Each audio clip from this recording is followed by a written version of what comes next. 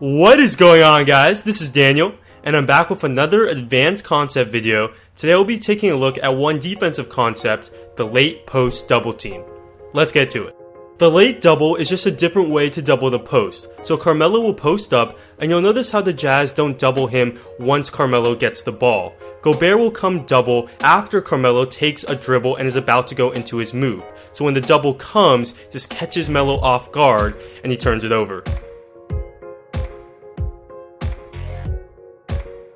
The Jazz occasionally do this, and on this play you'll notice how Taj Gibson thinks it's a post isolation. He doesn't think there will be help, but once he spins baseline, there's Gobert right in his face to block the shot.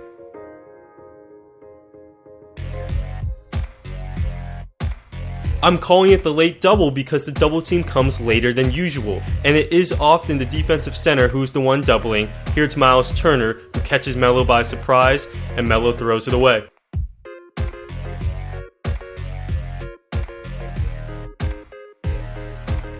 Two reasons why it usually is the power forward or center on defense who brings a double team is one, because they're closest to the ball from the weak side. So Marc Gasol is guarding Steven Adams, and that's a natural help for him being so close to the ball.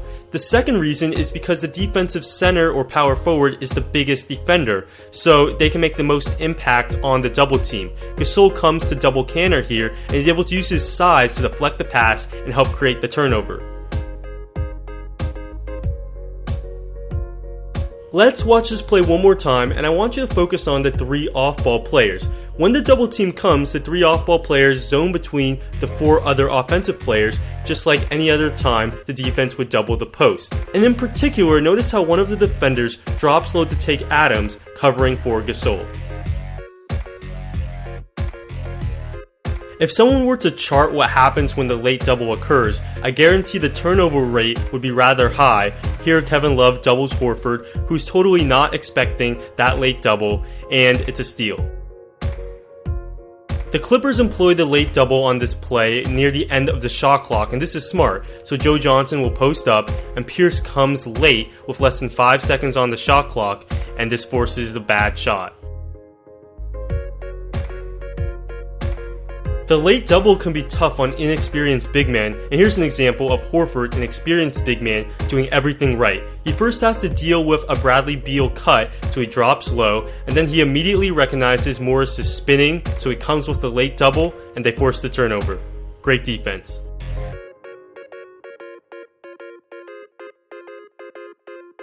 In their series versus the Spurs, the Rockets had a specific strategy to defend the Aldridge and Pau Gasol post-up, and it worked well. What they did was not allow middle, so Capella will overplay Aldridge on the post-up, and so naturally Aldridge spins baseline. But when that happens, there's Ryan Anderson with the late double. Aldridge does a smart thing by backing it out, and then Anderson has to think, okay, now who do I recover to? Here it's easy, as he's able to take Green cutting to the strong side corner. Good defense by the Rockets, though Tony Parker hits a very difficult shot.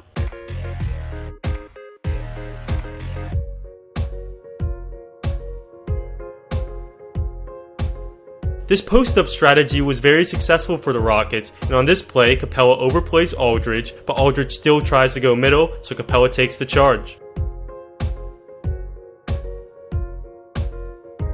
The one who doubles has to have a good feel on defense, and one example of this is how he doesn't always need to come with the double, and this applies not just for the Rockets situation, but for any of the late doubles. Here, Aldridge spins baseline, but Ariza has it contained, so Nene doesn't come with the double, he instead backs up and boxes out his man. Ariza forces the fadeaway, and the Rockets win that possession.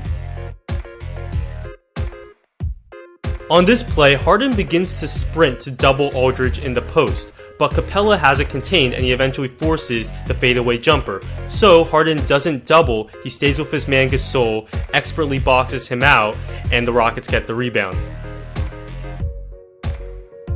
Moving on to instances where the late post double went wrong.